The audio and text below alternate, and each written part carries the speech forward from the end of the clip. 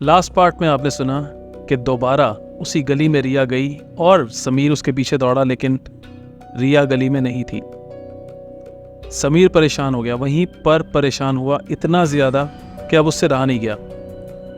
वहाँ से वो वापस भागा, इस बार अपनी बाइक की तरफ नहीं, सीधा रिया के घर। रिया के घर पे जाके उसने घंटी मारी। अब वो ये देखना चाहता था कि रिया सच में अंदर तो है नहीं, तो लेकिन अंदर है कौन। घंटी मारी, घंटी मार के 2 बार 3 बार घंटी मार के जैसे दरवाज़ा खुला, सामने से रिया आई। समीर हैरान था, अब उसके पाँव के नीचे से ज़मीन खिसक चुकी थी।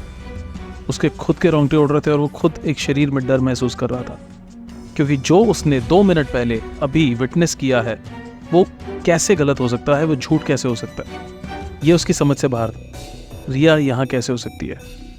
समीर वहाँ से भागा दोबारा उस गली की तरफ, ये चेक करने के लिए कि ये क्या मिस्ट्री है। वहाँ कोई चोर दरवाज़ा है, वहाँ कोई ऐसी चीज़ है जहाँ से छुप के रिया घर में घुसती है।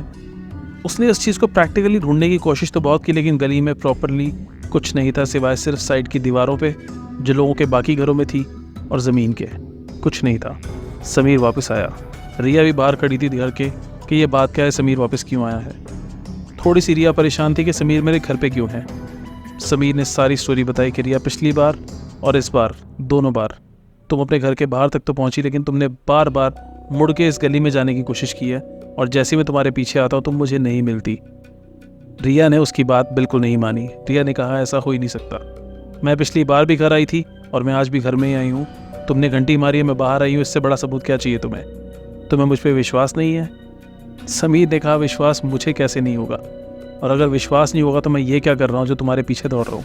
क्या तुम मेरी हालत देख सकती हो जो मैं इस समय फील कर रहा हूँ?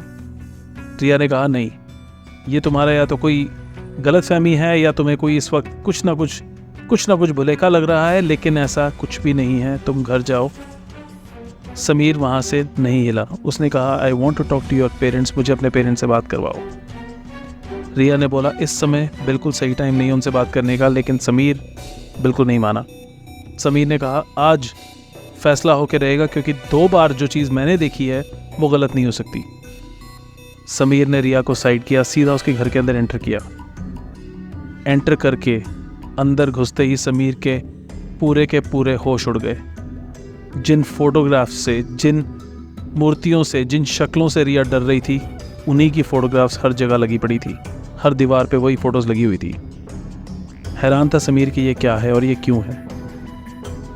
समीर के मन में डाउट्स भी उठे, लेकिन समीर के मन में जो सबसे पहला डाउट ये था कि रिया घर में घुसी और मुझे नहीं दिखी, और जहाँ जा रही थी वहाँ मुझे दिखी और वो मान नहीं रही, वो ज़्यादा बड़ा परेशान करने वाला सच है, या ये कि जब मैं रिया के साथ 2 बार गया हूँ, जिन चीज़ों से रिया परेशान हो रही थी वो चीज़ें तो इसके घर में हैं, लेकिन वो नॉर्मली मुझसे बात कर रही है।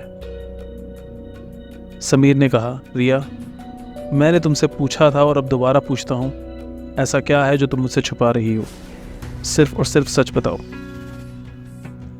इससे पहले कि रिया कुछ बोलती, समीर के आसपास जितनी वो फोटोग्राफ्स थी उनके बीच में से एक अचानक सी एक हैरान करने वाली आवाज़ और रोशनी दोनों निकलने लग गई। वो डरावनी नहीं थी, वो ऐसा था जैसे कुछ अच्छा सा है, जैसे कुछ एक उभरने सा है, जैसे कि कुछ संभालने सा है।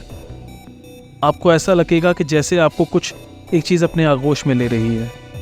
समीर को डर जो लग रहा था वो ख़त्म सा होने लग गया। समीर हैरान होने लग गया कि ये मैं कैसे फील कर रहा हूँ। जहाँ पर कि समीर बाहर था वहाँ पर अजीब सा था, यहाँ पर सब अच्छा सा लगने लग गया। समीर हैरान था, परेशान था कि ये उल्टा हो रहा है या मेरी सोच खराब है, या मैं जिंदा तो हूँ, ये हो क्या रहा है मेरे सामने। रिया ने उसे बिठाया और सामने बिठा के बोला कि समीर, जो फोटोग्राफ्स, जो इमेजेस हमने रेस्टोरेंट में देखी थी या कहीं और देखी थी, और जो ये तुम यहाँ देख रहे हो, वो देखने में सिमिलर तो हैं, सेम नहीं हैं, बिल्कुल भी सेम नहीं हैं। ये शक्तियाँ कुछ अलग अलग हैं, लेकिन ये शक्तियाँ हैं। देखा जाए तो चाइनीज़ लोग ड्रैगन्स में मानते हैं, लेकिन ड्रैगन्स के बीच में भी बहुत तरह के ड्रैगन्स हैं। कुछ एंजेलिक ड्रैगन्स हैं, कुछ डेमोनिक ड्रैगन्स हैं। एंजेलिक वो जो तुम्हें अस्तित्व देते हैं, जो तुम्हारे अंदर हौसला, तुम्हारे अंदर ताकत, तुम्हारे अंदर इंसानियत, तुम्हारे अंदर रूह को बनाते हैं, बढ़ाते हैं। लेकिन डेमोनिक वो होते हैं जो तुम्हारे अंदर राक्षसीयता को, तुम्हारे अंदर आत्मीयता को, तुम्हारे अंदर उस डर को, इतना बढ़ाते हैं कि तुम बिल्कुल ख़त्म होने के पास आ जाओगे। और वो फ़र्क तुम्हें अभी समझ में नहीं आएगा, लेकिन मैं बचपन से इन्हीं चीज़ों पर काम करती हूँ और इन्हीं चीज़ों से निकलना चाहती हूँ। ये वहीं से शुरू हुआ जब मैं चाइना गई थी, मेरे पेरेंट्स के साथ गई थी। वहाँ पर मेरे पेरेंट्स की मौत हो गई थी।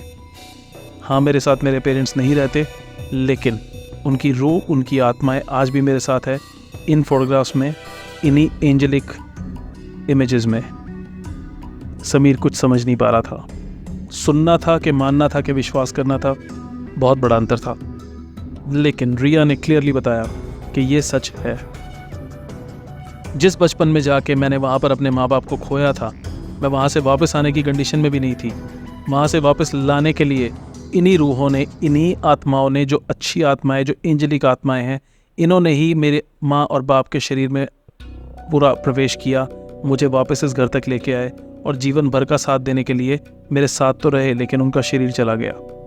लेकिन साथ ही में मुझे मिला इनकी तरफ से एक दायित्व कि मुझे अब दुनिया में ढूंढना होगा कि इन तरह की अच्छी आत्माएं कौन सी हैं, और वो जो बुरी आत्माएं हैं वो मुझे पहचान जाती हैं कि मैं अच्छी आत्माएं ढूंढने जा रही हूँ। तुम समीर जानो या ना जानो, मानो या ना मानो, उन आत्माओं का एक अंश तुम्हारे अंदर भी है, लेकिन अभी तुम्हें वो खुद के बारे में महसूस नहीं होगा। ये एक प्रैक्टिस है, ये एक आर्ट है। लेकिन यहाँ पर समीर का बिल्कुल डिस्कनेक्ट हो चुका था। समीर जिन चीज़ों में कभी सोच भी नहीं सकता था, कभी मान भी नहीं सकता था, इन चीज़ों ने ऐसा एंगल ले लिया था। अब समीर के मन में ये था कि क्या मैं इन बातों पर विश्वास करूं? क्या मैं रिया को मानूं?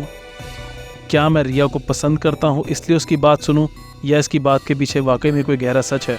क्योंकि जो मैंने 2 बार महसूस किया और तीसरी बार अभी महसूस किया, ये मैंने ज़िंदगी में कभी सोचा भी नहीं था। सो फ्रेंड्स, यहाँ पर मैं सिर्फ इतना बताना चाहता हूँ कि समीर और रिया जैसे बहुत लोग हैं दुनिया में। ऐसी बहुत सारी आत्माएं हैं जो खुद तो अच्छी हैं, खुद तो अच्छी वाइब्स लेके आती हैं, आपके आसपास रहती हैं, आपको प्रमोट करती हैं, लेकिन दुनिया में डेमनिक आत्माएं भी हैं जो उन आत्माओं को ख़त्म करना चाहती हैं। ख़त्म करने का मतलब है आपके अंदर राक्षसीयता डालेंगी, आपके अंदर क्रूरता डालेंगी, आपके अंदर सिर्फ और सिर्फ कमियां डालेंगी, आपको ऐसा डरा के रखेंगी कि आप कुछ नहीं कर पाओगे। लेकिन जहाँ पर आपको अच्छी वाइब्स आएँ, आप समझ लेना कि आपके आसपास कोई ना कोई रूहानियत है। समीर और रिया की इस स्टोरी से आपको कुछ सच पहुँचाने की कोशिश थी। ऐसी कई स्टोरीज़ के लिए आपको दोबारा मिलते रहेंगे।